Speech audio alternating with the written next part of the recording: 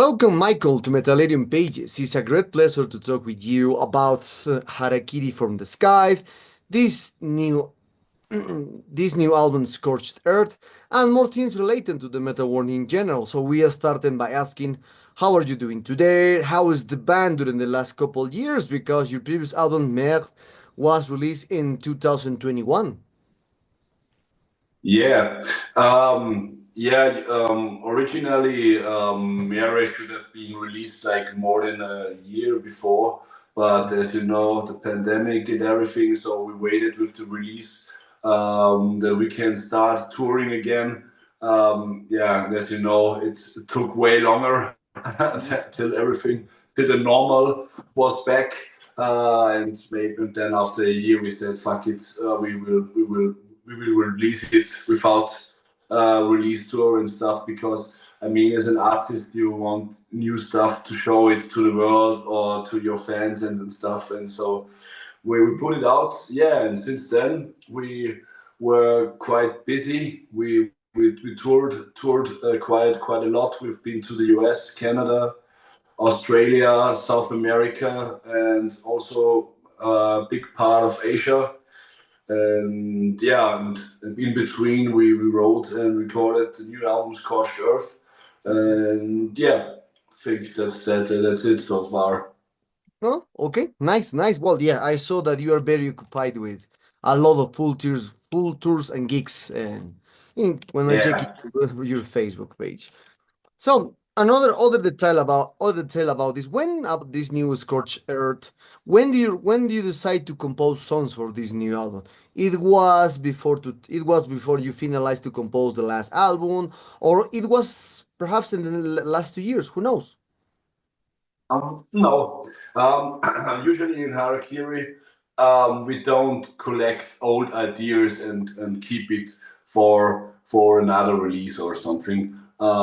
When an album is finished, then usually all the ideas that were not used are gone or erased, how to say it, and then we start a new chapter. And it's also and we did it the same with Scorched Earth. We finished Mere like in February 2020, and I think we started writing new songs in the end of 21, 22.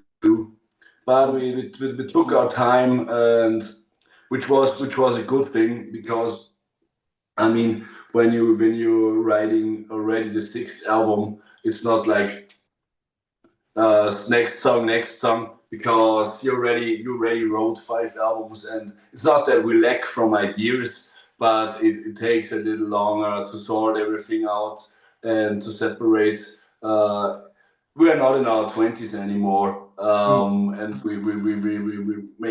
maybe we also majored with this album a little bit, and we also wanted to do some experiments, or how to say, not just write Mere Part Two, but also grow with the music, and um, put in a few elements from other genres and all that. We have a lot of I'd say indie rock or grunge influences. Also, maybe a little bit of modern hardcore stuff in the new songs. And yeah, it takes time, and we wanted to take time. And I think 44 years or let's say 3.5 years is a good compromise. It's not too long, but also not that we have to release an album like every 1 or 2 years. I know we had this gap, always 2 years between the albums before, Mm. but I'm glad that we had the time to record everything and write everything properly as we wish to. Okay, okay, nice, nice, nice. So now there, until the moment, well, you are releasing since singles and a little content about this new album. But usually there's a people that trying to release reviews early than expected for this new album. So for you, when you release the album, usually from Harakiri from the Sky, so how do you see reviews? Do you read reviews? How do you take these reviews when one album from Harakiri from the Sky was released? Um, Usually, I don't care about the opinion of music journalists or something. Even if I'm one myself, because I also have a freelancer job as a music journalist. But in the side of an artist, I mean, it doesn't matter if you have your vision as a musician and you want to create songs the way you do it or a unique way and people don't like it, yeah, doesn't matter. It's not my problem, but for sure, I read reviews if I get to see them when maybe we did an interview for a print magazine and there is also a review inside the magazine and we got a free copy of it. For sure I'll read it, but generally the reviews and the reactions of the people and the fans were very positive. And yeah, let's see what happens when the full album is released. But for the three singles and the cover version we put out till today, the reactions were really good. Okay, okay. So Harakiri for the Sky has always had varied sounds with the symphonic genre. What sounds can so for this what kind of sounds can we expect on this new album? Are there any new sonic element? And also, has your way of composing and recording songs changed much over the time? Not really. I mean, it's still the same as on the first album. Matthias writes the songs, he taps them in Guitar Pro, and then he sends them over to me, and I start phrasing lyrics and all that, and then we go to the studio. I'm just my part is writing the lyrics and singing, and his part is writing the songs. And I mean, we have Karim as a studio drummer, who also put his ideas because me and Matthias both are no drummers. So the how he sees the drums Matthias writes, he changes them a little that it fits better for drumming. The way he changes from part to part. I don't know how this is called in English. And yeah, the only thing that to change is that we used to know each other way better these days. Yeah, it's the sixth album, so we don't have to discuss things anymore. I know which parts Matthias doesn't want me to sing, or which parts it's cool to put vocals on, and so it makes it pretty easy to work as a two piece. Um, and I mean, because you also asked about new elements, I think we yeah, like I said before, we had a way bigger influence from other rock genres like indie or grunge this time. But I mean, I think it's still a good mixture of old stuff, and it's still a post black metal band. And I think it always will be. The most important parts are still the post black metal stuff with high guitars and the emotional, melancholic ones. And I think this is what Harakiri is about, and I think it will always be. Yeah. Okay, okay. Another detail that I saw into this new album, especially you are talking about from the style, because you mentioned that you be considered as a post black metal band. But when I hear more than more than six times this new album to do the review and to do to do this interview also and compare with your previous works. I remember that you start with this kind of style.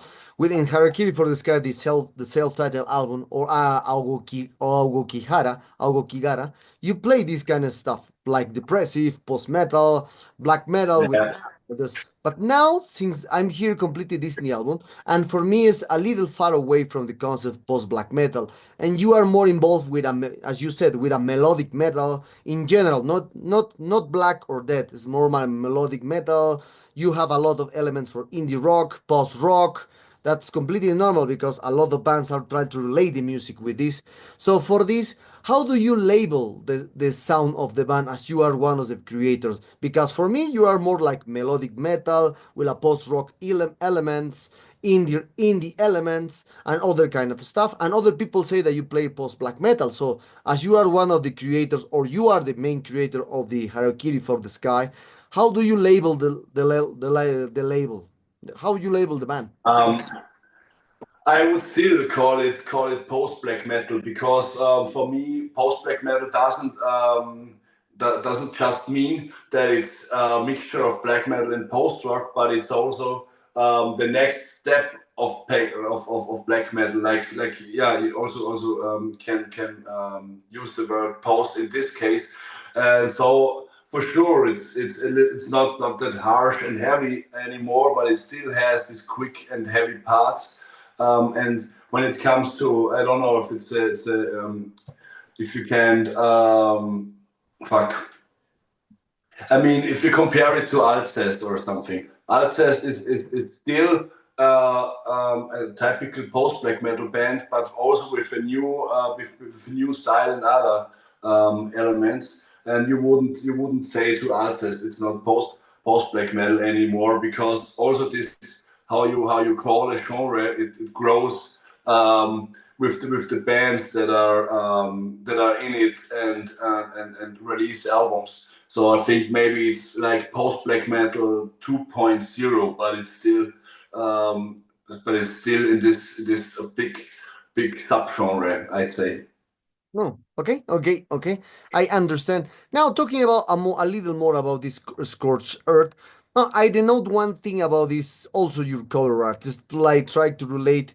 When I saw the main concept, the lyrics first, you try to release this album or the music in general with depressive, addiction, death, suicide, this kind of topics. That is a common thing into the depressive or post black metal bands. But when I saw your Yeah. cover art, it's more related within nature, with the environment, some this kind of stuff. So for this, how do you relate the cover art with the music of the band and also the cover art for this one? Yeah, I mean, the lyrics always played a very big part in Harakiri. It's part of the atmosphere and all that. And yeah, for sure, they are depressive. They are all about these things you mentioned, like depression, estrangement, broken relationships, lost love, and all that. And yeah, I mean, when it comes to the cover artworks, when we started this band, we from the very start, a friend of mine who painted the cover with the raven, he came up with this cover just because he found it fits and it would be an aesthetic fitting cover for Harakiri, and that's where we decided that also with the next releases, we will stay with this concept of having animals on covers, and this is what we did. Um, and so on this cover, I mean, on the one hand, it has to fit the title "Scorched Earth." That's why the animals are running out of the burning forest.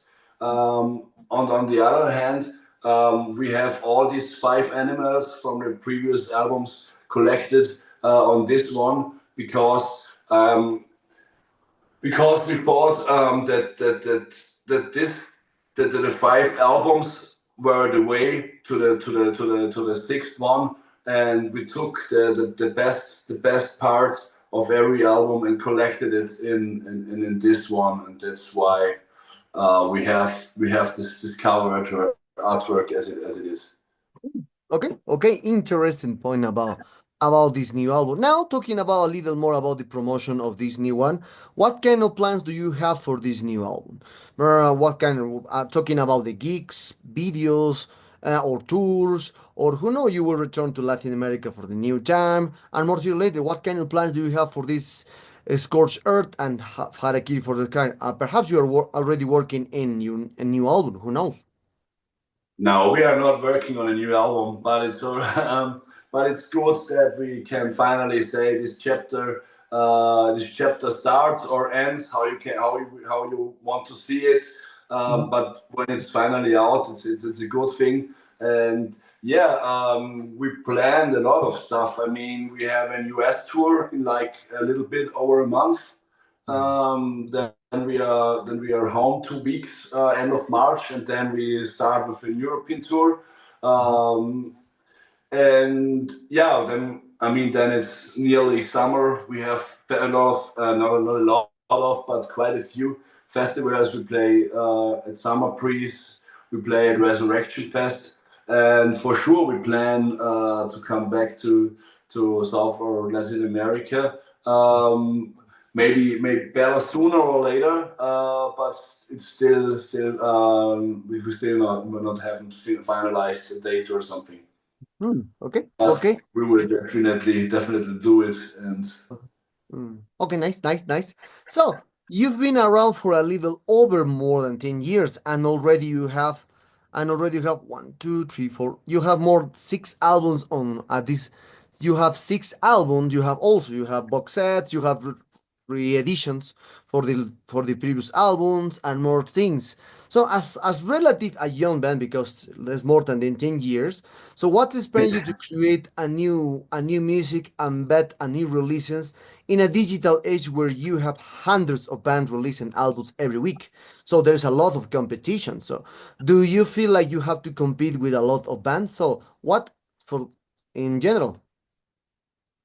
yeah, I know what you mean. But generally, for myself, and I think Matthias thinks the same. We don't have the feeling that we have to compete with any other bands because we at least we still do it for ourselves. We have we have the need to create art, and if somebody likes it, and we have the chance to play tours and release records and everything, then it's a great thing. But we not started because we want to play in a famous band or something. And I mean, we already have 6 albums out. We know how everything works, and we know that this time we are living is very quick living, and I mean digital and platforms like Spotify. I mean, um, many young people don't even listen to full records anymore. They are just listen separate songs or singles and all that, which is a pity. But we can change time, and I'm still the guy who buys vinyls from bands and albums I like, maybe more than I really need. But everybody collects something, and I'm a vinyl collector. So yeah, I mean times are strange and going more and more crazy. But I think there will always be a place for honest music. I want to say. Okay, now talking about especially one thing that captured my attention in your discography. As for this, what what are the reasons that you release or record your first and second album in 2022? Is there any kind of Yeah. idea for this one? Because sometimes the bands are trying to recover the old songs, re-record, and do a new master, a new for the new technology. And other people say that Yeah. it's better to keep it as the initial recordings because there's more nature or there's more sincere when you release that album and now when you try to re-record the album. So why did you decide to re-record and release this new album, the last 2 albums, the first 2 albums? Yeah, yeah. I think there were a few reasons. The the most important one is that we recorded and released the first two albums at the very beginning of this band, and it were home recordings with drum computers and all that. And we didn't. And the first album we recorded in the studio was Trauma. So it was always like, we could have made things so much better back then, but we didn't know better because we are now studio guys and all that. And so we always wanted we always thought about how would these two albums sound with the knowledge and everything we have 10 years later. And then there was like the 10 years anniversary of the self-titled album. And then we thought about, yeah, we could remaster them, but then there would still be drum program drums on it. Mhm. We could remix it, but yeah, we still have the same problem. And then we said, fuck it, let's record these two albums again in the same style. We have it, change nothing on the parts and the songwriting, just Mhm. that it sounds like a studio, just that it sounds like a studio album in Harakiri 2022. And we also had a good amount of time for it because it was still in the pandemic. We could meet up with other people, go to a studio, but we couldn't tour. So yeah, let's use this time and make the best out of it. And and so it came to the Oh. point where we just booked the studio and recorded the first two albums from the very start. Oh, okay, nice, nice to hear. So interesting point to recover these old songs. And other Yeah. thing they capture, and another point to capture my attention is, well, when I saw for the first time Harakiri for the Sky, the first thing that captured my attention it was the name Harakiri. It's like a Japanese word. Then when you release your second album, Algo Kigara, Aoki Kahara, yeah. Algo Quijara, Algo Quijara. I know that is I don't A like suicide forest in Japan, yeah. yes, that's why. So there's a forest in Japan. So when there are a lot of people go there and try to suicide there. So what do you decide to use two words and meanings in Japanese? There a special relate with this culture in Harakiri for the Sky? Because Harakiri is kill yourself, and Aogokihara is like where you go to suicide there in Japan. So perhaps something related with a special meaning for you, the Japanese culture Yeah. and No, there is no strong relation to Asia or something. I've been to Japan first time this year in September, last year in September. Um, it just um, it just happened. It has no correlation. We took the name Harakiri for the sky because it stays in mind. If you read Harakiri for the sky, you remember the name. And I think it's a kind of catchy phrase. You can like it or you can not like it. That depends on every individual. But you can't say that the name doesn't stick to your head. And I mean, I always search for a band name that describes the feeling post-rock songs do for me. Like the metaphor you have when you are running